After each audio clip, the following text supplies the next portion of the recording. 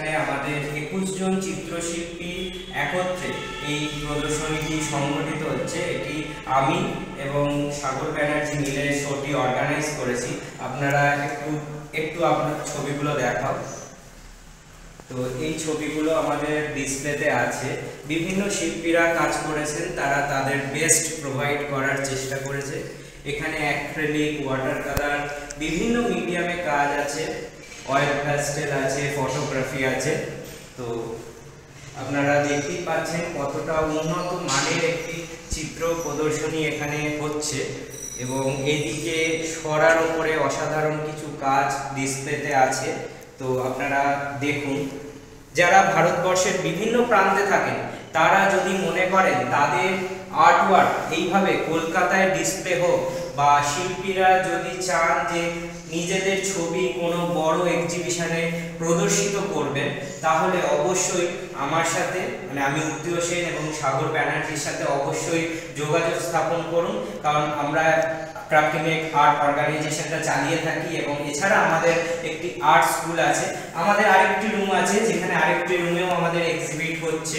এটি art hype gallery, কলকাতায় অবস্থিত। আমরা দ্বিতীয় রুমে চলে আসছি। আপনারা দ্বিতীয় রুমের ছবিগুলো একটু দেখাবার চেষ্টা করছি। এটি একটি মিক্স মিডিয়ার কাজ আছে। 21 জন চিত্রশিল্পী এই এক্সিবিশনে পার্টিসিপেট করেছেন।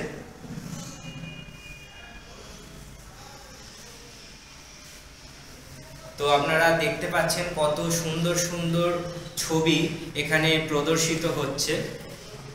অ্যাক্রিলিক, পেন অ্যান্ড ইঙ্ক, সমস্ত ভ্যারাইটি মিডিয়ামের কাজ আমাদের এখানে ডিসপ্লে হয় এবং আমরা চেষ্টা করি যে শিল্পীরা যাতে স্বনির্ভর হয়ে উঠতে পারেন এবং তারা তাদের সৃষ্টিকে মানুষের সামনে তুলে ধরতে পারেন। সেই জন্যই আমাদের এই পথ চলা এবং আমাদের এই কাজ।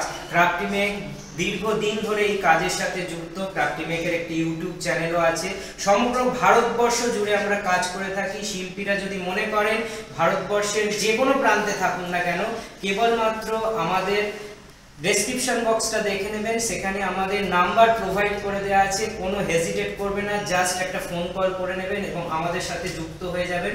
কলকাতায় যদি আপনাদের চিত্রকে বা শিল্পকে প্রদর্শিত করতে চান এবং কলকাতার বুকে যদি নাম করতে চান, তাহলে অবশ্যই ক্রাফটিমেকের সাথে যোগাযোগ স্থাপন করুন।